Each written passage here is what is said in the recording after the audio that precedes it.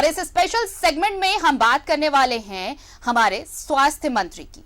जैसा कि सब जानते हैं कि हमारे स्वास्थ्य मंत्री बहुत मेहनतकश हैं और इसके लिए, उनके इस हुनर के लिए हम भी उनका बहुत आभार जताते हैं।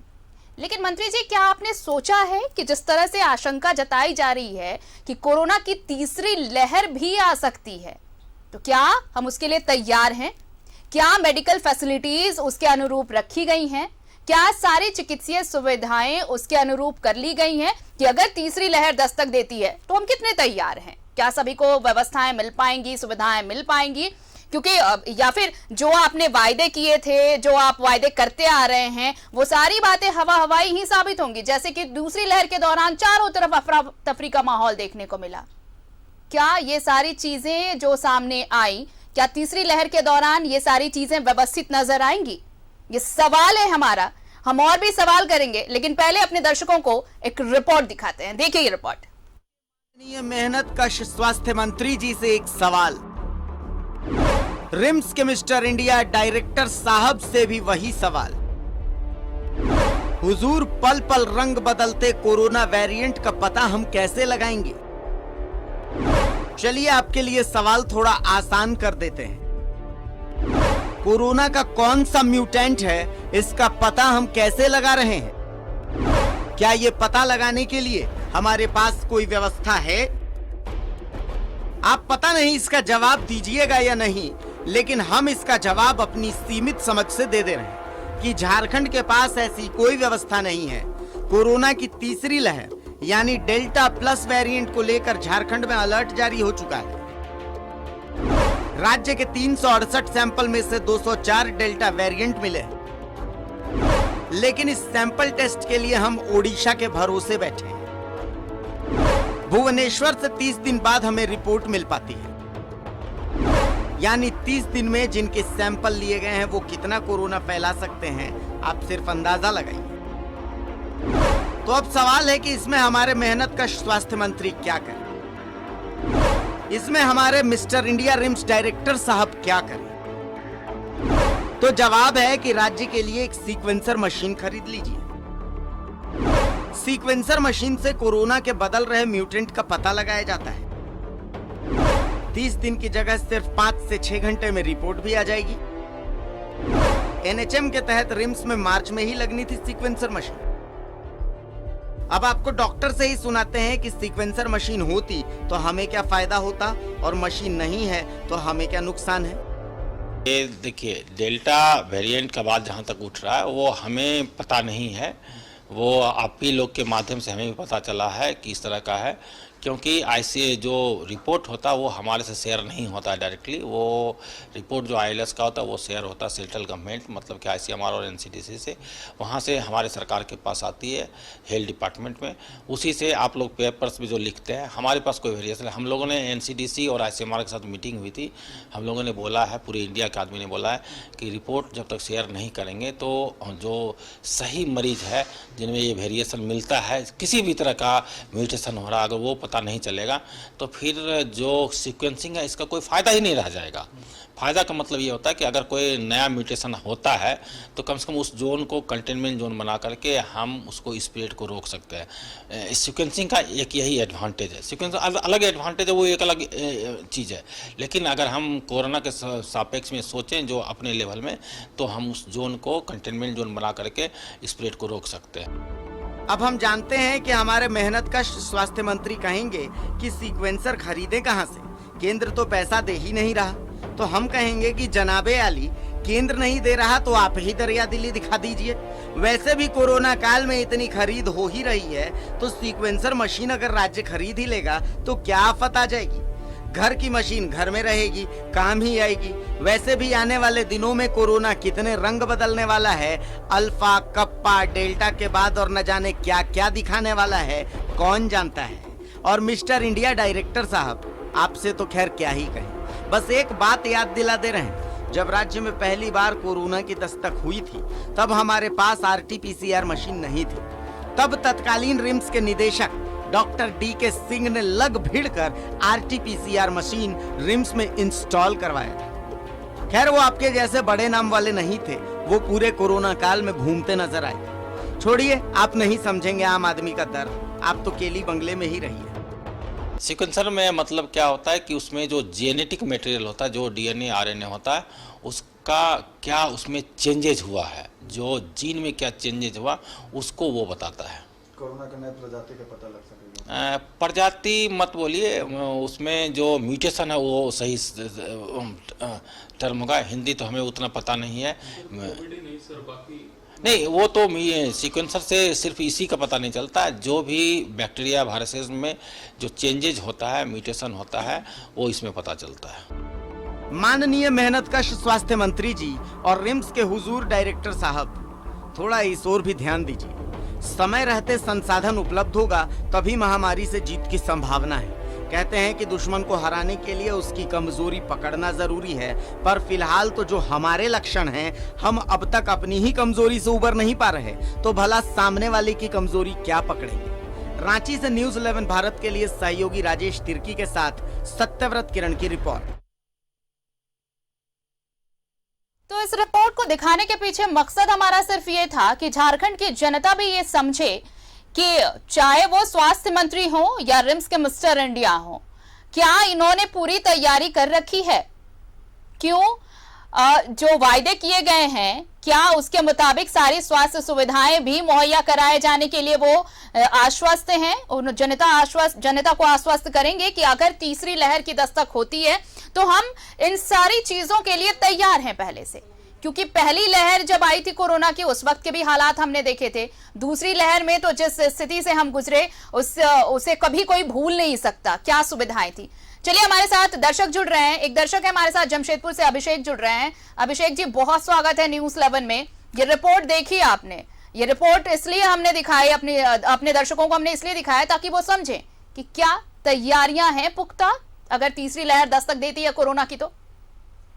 हाँ, हेलो, सबसे पहले बहुत बहुत धन्यवाद न्यूज़ 11 भारत को कि हमेशा इस तरह की मुहिम वो चलाती रहती है, चाहे वो मेडिकल का मसला हो या कोई दूसरी मसला हो, कहीं भी समाज में कहीं अन्याय हो रही है तो बहुत अच्छा लगता है, आए दिन देखते हैं। सबसे पहली बात कि जब हम झारखंड के बारे में, इसके पहले भी हमने मुख्यमंत्री जी से बहुत बार सुना है कि झारखंड एक गरीब प्रदेश है, यहाँ पे संसाधनों की कमी है, हम किस तरह से व्यवस्था करें, दुरुस्त करें। सबसे पहली बात, जब हम सरकार में हैं और हमारे पास एक मेडिकल जैसा जैसे जो भी हमारे स्वास्थ्य मंत्री है माननीय श्री बन्ना गुप्ता जी, तो हमें दूसरी लहर तक हमें काफी समय मिला, मौका भी मिला और हम बहुत कुछ सीखे भी।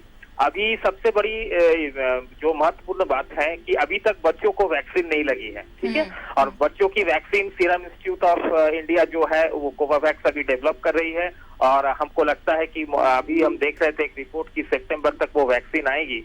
और कुछ लोग अभी भी है जो हमारे झारखंड में भी है, दूसरे शहर में भी है, जो वैक्सीन लेना नहीं चाहते, तो वैक्सीन लगाने के लिए लोगों को जागरूक करना बहुत जरूरी है और वैक्सीन ज्यादा से ज्यादा लगे उसके ऊपर हमें एक मतलब उसके लिए हमें अभियान चलाना है। साथ ही साथ जो डेल्टा प्लस के नए वेरिएंट है जिसकी टेस्टिंग के लिए हम क्यों बाहर भेजे, दूसरे स्टेट्स में या दूसरे शहर में सैंपल्स को भेजे, हम क्यों नहीं हम अपने ही राज्य में ऐसा पुख्ता व्यवस्था कर ले, क्योंकि इतनी बड़ी जनसंख्या है झारखंड में, इतने सारे शहर है, इतने सारे लोग हैं और लाखों के तादाद में। अभी तो जो रिपोर्ट टीवी में दिखाया जा रहा है कि 204 सैंपल्स में हम उसमें डाउट कर रहे हैं कि वो डेल्टा प्लस के हैं, तो अभी तो जो डेटा हमारे पास है उसके ऊपर हम बात कर रहे हैं, लेकिन जो लोग अभी संक्रमित है वो मार्केट में घूम रहे हैं, घर में घूम रहे हैं, रिलेटिव के पास घूम रहे हैं, दोस्त यार के घूम रहे हैं, समाज में कितने लोगों को, तो आए दिन में ये पता चलेगा कि कितने सारे और भी लोग जो संक्रमित है वो आएंगे, उसके डेटा अभी आनी बाकी है।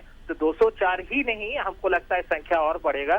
तो इससे पहले की परिस्थिति दूसरी लहर से ज्यादा भयावह हो जाए। बिल्कुल अभिषेक जी, और यही इसीलिए तो सवाल उठाया गया है कि जब यहाँ पर अब ये बाकी कुछ राज्यों में जैसे डेल्टा प्लस वेरिएंट के मामले सामने आए हैं, लेकिन हमारे यहाँ दिक्कत ये है कि हमें टेस्टिंग के लिए बाहर भेजना पड़ता है, लैब भुवनेश्वर के भरोसे रहना पड़ता है। तो आखिर ये कौन सी तैयारी है कि हम एक जांच रिपोर्ट के लिए इंतजार करते रहेंगे कि दूसरे राज्य से जब तक जांच रिपोर्ट नहीं आएगी तब तक हम उस पर कोई एक्शन नहीं ले पाएंगे। तो इस चीज की भी तो व्यवस्था करनी होगी। अब जो भयावह तस्वीर हमने सेकंड फेज में देखा है, तीसरी लहर तो बहुत भयावह होने वाली है। तो इसके लिए हम ये नहीं चाहेंगे कि हम इसके लिए हम वेट करें, हमें एक पुख्ता व्यवस्था करने की जरूरत है। और जो लोग प्रशासन में है, जो लोग सरकार पे है, उनको इस चीज पे ध्यान देने की जरूरत है। और एक मशीन क्यों, सरकार के पास स्वास्थ्य कोटे में जो भी पैसे हैं, आप जितना हो सकता है 2-4 मशीन आप खरीदिए, व्यवस्था को दुरुस्त कीजिए। और साथ ही साथ जैसे हम लोग बात करते हैं कि वहां पे हॉस्पिटल में आइसोलेशन हो गया है, बेड की व्यवस्था हो गई है, लेकिन जो धरातल पे जो बात है, जो जमीनी बात है, वो उसमें और जो टीवी पे अनाउंसमेंट होता है, दोनों में बहुत अंतर है। लोग जाते हैं, लोगों को काफी परेशानियों की परेशानी झेलनी पड़ती है, बहुत मेहनत करनी पड़ती है, मशक्कत करनी पड़ती है। और जो जिस तरह से दूसरी लहर में रेमडेसिविर और जो भी लाइफ सेविंग मेडिसिन और प्राइवेट हॉस्पिटल्स के जो भी मनमानी हुई, तो तीसरी लहर में सरकार को इस चीज का ध्यान देना होगा कि एक कमेटी बना के हर एक जगह पे, जिला स्तर पे, कि आप उस मेडिकल कमेटी को रखें कि ताकि किसी भी हॉस्पिटल में कोई भी गरीब तबके का, मिडिल क्लास या अपर क्लास, किसी भी के साथ कोई भी भेदभाव नहीं हो। कोई भी लोग जाए जो संक्रमित है, उनको इजीली टेस्टिंग की व्यवस्था हो। साथ ही साथ अगर उनको भर्ती होना है, भर्ती होने की व्यवस्था हो। खाली देखिए, खाली टीवी में ये बोल देने से नहीं होगा कि हमने फलाना जगह में 40 बेड लगा दिया, फलाना जगह पे 40 ऑक्सीजन और वेंटिलेशन का ये लगा दिया। टेक्निकल ऑपरेटर्स हॉस्पिटल पे नहीं है, ठीक है, सीटी स्कैन करने के लिए लोग नहीं है, इंजेक्शन देने के लिए लोग नहीं है, ऑक्सीजन जो कंसेंट्रेटर है उसको चालू करने के लिए या उसको प्रॉपरली उसको मॉनिटरिंग और उसको कंट्रोल करने के लिए लोग नहीं है। तो इससे तो मतलब पूरा होने वाला है नहीं। यानी कि देखिए, बजाय दूसरों के भरोसे रहने के, हमें खुद पे, हमारे राज्य को आत्मनिर्भर होना होगा इस चीज के लिए, क्योंकि तीसरी लहर ने दस्तक दे दी है। तो अब इसके उपाय भी राज्य को खुद ढूंढने होंगे। बहुत बहुत शुक्रिया अभिषेक हमारे साथ जुड़ने के लिए और तमाम बातचीत के लिए।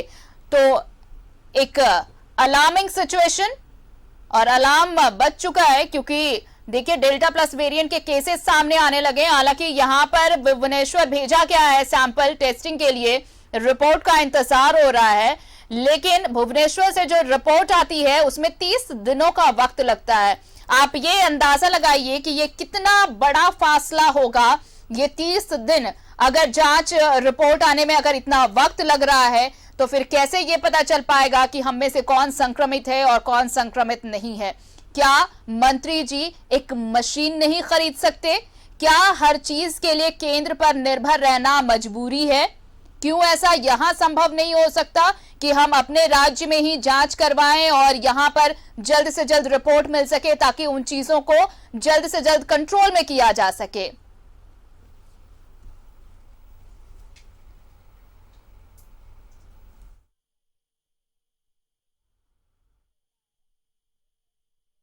तो मेहनतकश मंत्री जी से यह सवाल है कि मंत्री जी, कोरोना की तीसरी लहर आ गई है, अब इसकी जांच के लिए हमारे पास कोई व्यवस्था है भी या नहीं है? एक मशीन की दरकार है, और मशीन इसलिए क्योंकि हम जांच के लिए सैंपल्स दूसरे राज्यों में भेजते हैं, दूसरे राज्यों के लैब में ये जांच होती है, उसके बाद रिपोर्ट आती है। भुवनेश्वर के भरोसे है झारखंड, लेकिन ये कब तक? क्या तीसरी लहर में भी हम इंतजार करते रहेंगे कि बाहर से जांच रिपोर्ट आएगी, उसके बाद यहाँ पर ट्रीटमेंट शुरू होगा? ऐसा क्यों नहीं होता कि हम यहाँ पर इसका इंतजाम कर दिए?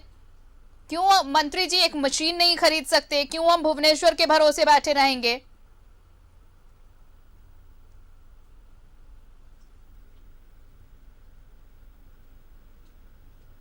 ताकि ये तो पता चल जाए कि हमारे यहाँ कौन सा वेरिएंट है। अब तक हम तो सिर्फ इसे इंतजार में बैठे हैं कि जब रिपोर्ट आएगी तब पता चलेगा कि ये कौन सा वेरिएंट है झारखंड में, और तब तक ऐसा ना हो कि हालात हाथ से निकल जाए।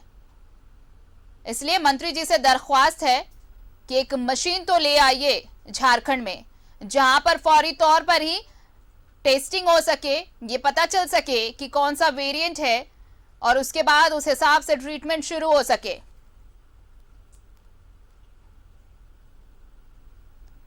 सवाल ये भी है कि अगर पिछले दूसरी लहर में जिस तरह से हवाई दावे किए गए थे, क्या इस बार भी वही तैयारियां हैं?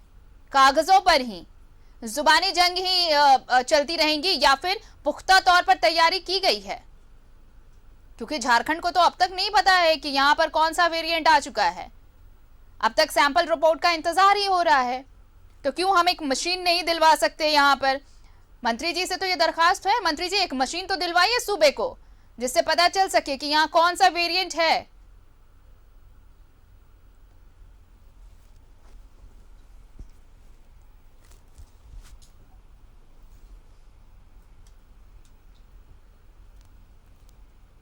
डेल्टा प्लस वेरिएंट के मामले लगातार बढ़ते जा रहे हैं।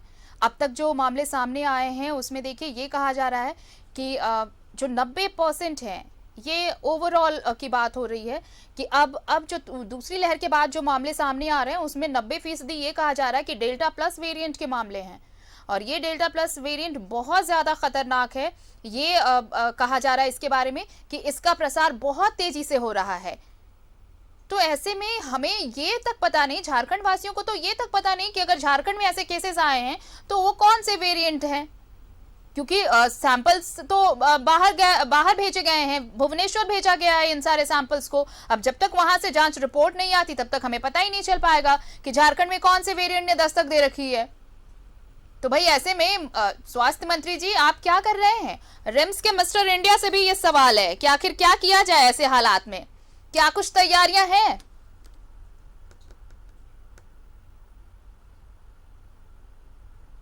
ये तो अब डिपेंड करेगा स्वास्थ्य मंत्री पर ही और रिम्स के मिस्टर इंडिया पर ही कि भाई कौन सा म्यूटेंट यहां पर है, ये कैसे पता लगाया जाए, कैसे इसकी तस्दीक की जाए कि कौन सा म्यूटेंट है यहाँ पर, कौन सा वेरिएंट है जिसका ट्रीटमेंट शुरू होगा। इंतजार तो करना पड़ेगा क्योंकि यहाँ तो लैब है नहीं इस टेस्टिंग के लिए। भुवनेश्वर से रिपोर्ट आएगी उसके बाद ही हम समझ पाएंगे।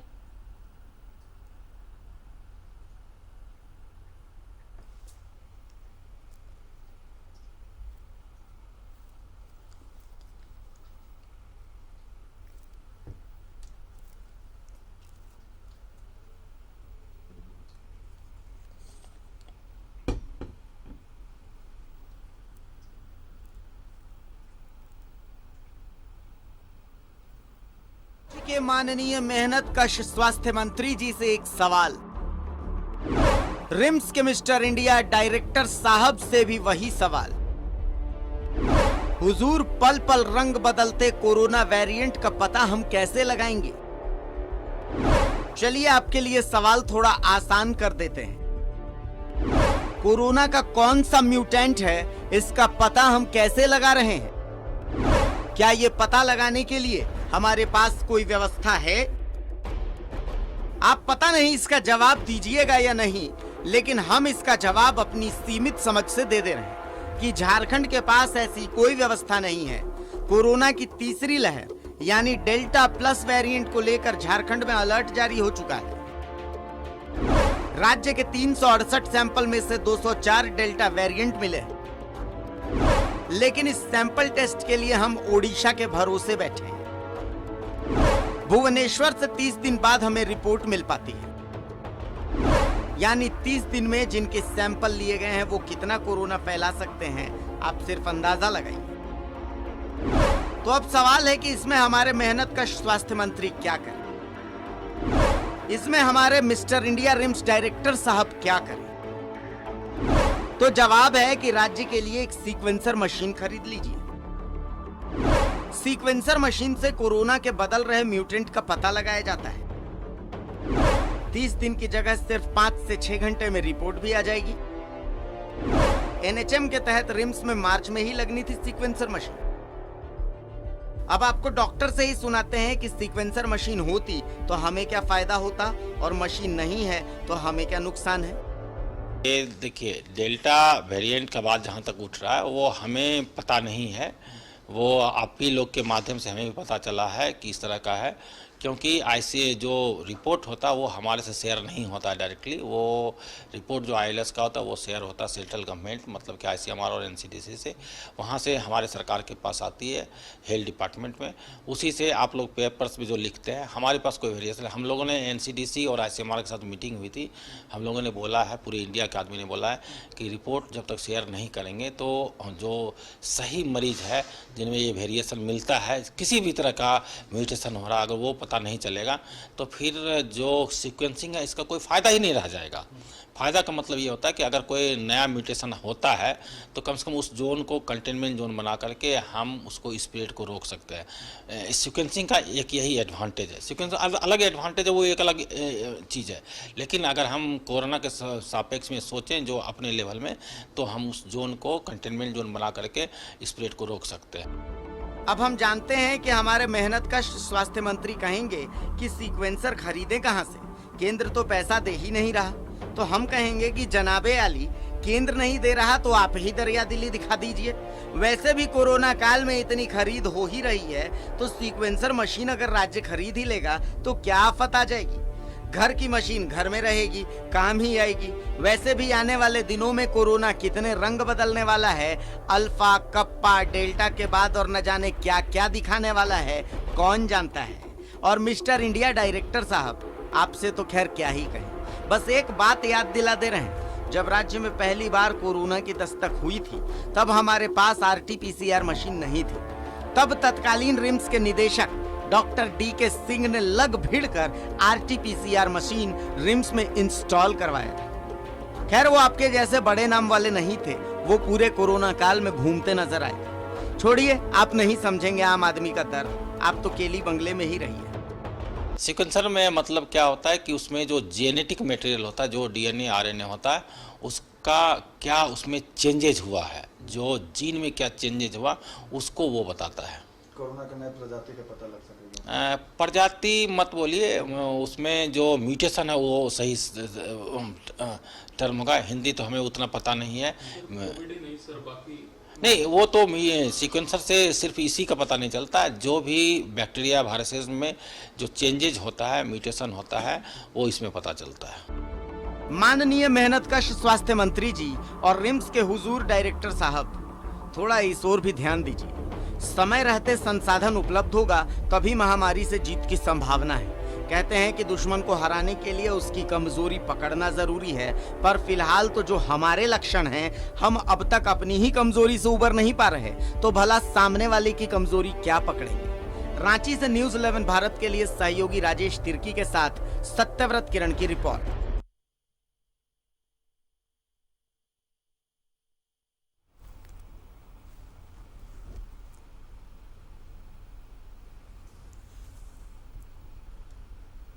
तो सवाल यही कि झारखंड को सीक्वेंसर मशीन का इंतजार है, तो क्या एक मशीन नहीं दिलवा सकते स्वास्थ्य मंत्री? और कब तक हम भुवनेश्वर के भरोसे बैठे रहेंगे? हमें तो ये तक नहीं पता कि झारखंड में कौन सा वेरिएंट एक्टिव है, कोरोना का कौन सा म्यूटेंट है। क्या आप बता सकते हैं स्वास्थ्य मंत्री जी? क्या रिम्स के जो मिस्टर इंडिया है वो बता सकते हैं? अगर नहीं तो ये नहीं क्यों? पहली लहर गई, दूसरी लहर गई कोरोना की, और सिर्फ वायदे और दावे कागजी ही रहे, हवा हवाई ही रही। अब तक इस पर कुछ तैयारी खास नहीं हो पाई। अभी भी हम अगर सैंपल रिपोर्ट के लिए अगर दूसरे राज्य पर निर्भर हैं, तो अंदाजा लगाइए कि अगर तीसरी लहर में अगर डेल्टा प्लस वेरिएंट के केसेस बढ़ने लगे तो फिर क्या होगा।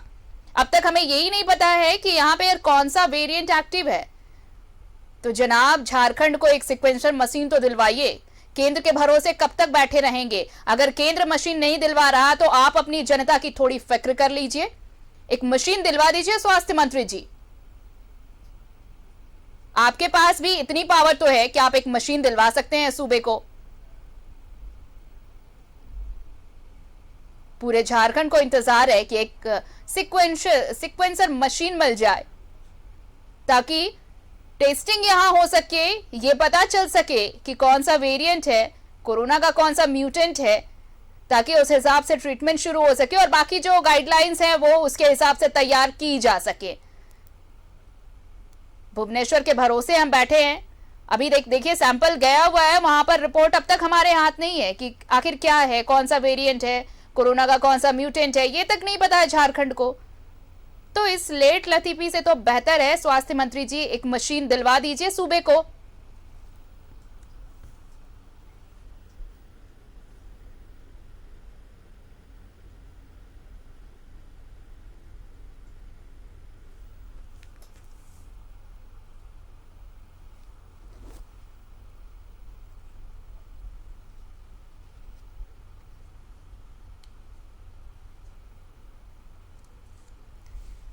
और एक दर्शक इस वक्त हमारे साथ जुड़ चुके हैं रांची से, दिनेश जी हमारे साथ है। बहुत बहुत स्वागत है आपका दिनेश जी, क्या कहना चाहते हैं आप? Good morning madam. Good morning. कहने का मतलब यह है कि आप अपने टीवी मॉनिटर का ऑडियो पहले कम कर दे दिनेश जी, तो बहुत अच्छी आवाज आपको भी सुनाई पड़ेगी और हमें भी। मतलब है वर्कर लोग को पैसा देने के लिए जी। पैसा नहीं है, जो काम कर रहे हैं जैसे डेली वेजेज है, जो कोरोना काल में जो काम किया उनको लोग को देने के लिए पैसा नहीं थी, मशीन कहाँ से खरीदेंगे जी? अभी बताइए ना, ये कि क्या हालत है टीम्स का। नहीं, मशीन कहाँ से खरीदेंगे, ये सारी जिम्मेदारी जो सरकार में है, सवाल तो सरकार से ही पूछा जाएगा ना सर। हाँ, तो मान लीजिए जो वहाँ पे पैसा देने के लिए दैनिक मजदूर का पैसा नहीं है, समय पे नहीं मिल रहा है, जो आदमी काम करे उनको पैसा नहीं मिले। मैंने आपको कहा दिनेश जी, आप अपने टीवी मॉनिटर का ऑडियो कम कर दीजिए तो आवाज स्पष्ट आएगी हमारी और आपकी भी आवाज स्पष्ट आएगी।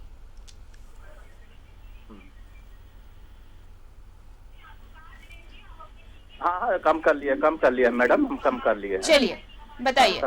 हम कह रहे हैं कि मैडम कि जो आदमी वहाँ पे काम करने वाले डेली वेजेज पे, वहाँ उन लोग को पैसा देने के लिए समय पे है ही नहीं, तो ये मशीन कहाँ से खरीदेंगे? तो इसीलिए तो सवाल उठ रहा है ना कि जब कोरोना काल था आपने काम लिया और अब जब कोरोना पीक पर नहीं है, रफ्तार कम हुई है, तो उन लोगों को हटाया जा रहा है येन केन प्रकार किसी भी तरह से। लेकिन अब देखिए जब नए वेरिएंट की बात हो रही है, उसकी जांच रिपोर्ट तक नहीं आ पाई है, तो आखिर स्वास्थ्य महकमा कर क्या रहा है? सवाल हमारा बस यही है दिनेश जी। तो अपने आवास में छुपे हुए रहते हैं, निकलते ही नहीं, किसी से नहीं मिलते हैं, न डॉक्टर से, न स्टाफ से, न नर्स से, न किसी से। वहां से निकलते हैं, डायरेक्ट आवास चले जाते हैं। और उसके बाद जब प्रतिनिधि, कोई आदमी, स्टाफ, कोई कर्मचारी कोई समस्या को सुनने के लिए नहीं है, उस एकदम उड़ जाते हैं। अभी तक बाहर की स्थिति देखे, रिम्स के जहां तहां गाड़ी लगी हुई रहती है, सारा चीज अस्त व्यस्त है, कोई सुधार नाम का चीज नहीं है। बिल्कुल, और इसीलिए तो सवाल सिर्फ स्वास्थ्य मंत्री से नहीं, रिम्स के डायरेक्टर से भी है कि आखिर चल क्या रहा है, कर क्या रहे हैं आप दोनों? वही चीज है ना कि मशीन बहुत बड़ा मुद्दा ये हो गया, ये तो हमको लगता है कि जटिल मुद्दा हो गया है। चलिए, बहुत बहुत शुक्रिया दिनेश जी हमारे साथ जुड़ने के लिए और तमाम बातचीत के लिए। तो एक दरख्वास्त है स्वास्थ्य मंत्री से कि आप अपनी शक्ति का इस्तेमाल करिए, प्रयोग करिए, क्योंकि आपके पास शक्ति है। न्यूज़ 11 भारत को नहीं लगता कि किसी भगवान जी को, जो बजरंग बली हैं, हनुमान जी हैं, उन्हें उनकी शक्ति के बारे में बताने की जरूरत है, तब वो जागेंगे और अपनी शक्तियों का इस्तेमाल करेंगे। आप बखूबी जानते हैं स्वास्थ्य मंत्री जी कि आपको करना क्या है। जिस रिपोर्ट के लिए हम 30 दिन इंतजार कर रहे हैं, अगर एक सीक्वेंसर मशीन हम लगा ले, अपने सूबे में ले आए, तो ये चीजें बहुत हद तक शॉर्ट आउट की जा सकती हैं। और अब तो वक्त आ गया है कि एक मशीन खरीदी जाए सूबे के लिए। केंद्र पर निर्भर रहना बहुत हद तक अब ऐसे माहौल में तो बिल्कुल सही नहीं है। तो जागिए स्वास्थ्य मंत्री जी और रिम्स के मिस्टर इंडिया आप भी।